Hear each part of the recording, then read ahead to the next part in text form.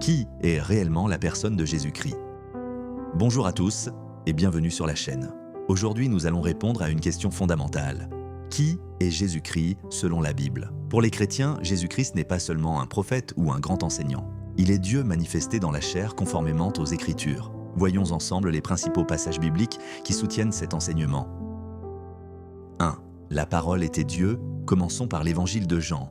Jean 1:1 déclare « Au commencement était la parole, et la parole était avec Dieu, et la parole était Dieu. » Puis Jean 1:14 ajoute « Et la parole a été faite chair, et elle a habité parmi nous. » Cette parole faite chair est Jésus-Christ. Jésus est Dieu manifesté dans un corps humain. Jésus était Dieu manifesté dans la chair. Il était Emmanuel, Dieu avec nous. Pour les croyants, Jésus n'est donc pas une simple personne envoyée par Dieu, mais Dieu lui-même venu habiter parmi les hommes. Dieu manifesté dans la chair.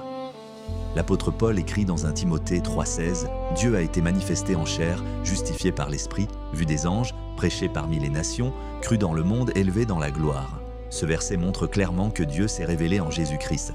Selon lui, Dieu n'a pas envoyé une autre personne pour accomplir le salut, mais il est lui-même venu racheter l'humanité. C'est pourquoi Jésus pouvait dire dans Jean 14:9 « Celui qui m'a vu a vu le Père. » 3. Toute la plénitude de Dieu habitait en Jésus. Dans Colossiens 2:9, nous lisons « Car en lui habite corporellement toute la plénitude de la divinité. » En cela, nous pouvons comprendre que toute la nature et toute la plénitude de Dieu demeuraient en Jésus-Christ. Pour les croyants, Jésus est donc la révélation parfaite de Dieu. 4. Jésus-Christ est le même aujourd'hui. La Bible déclare dans Hébreux 13:8 « Jésus-Christ est le même hier, aujourd'hui et éternellement. Le même Seigneur qui marchait en Galilée agit encore aujourd'hui par son Esprit. » Les œuvres de Christ continuent de se manifester dans son Église. Suite à ces passages bibliques, nous pouvons comprendre que Jésus-Christ est la parole faite chair, Dieu manifesté dans la chair.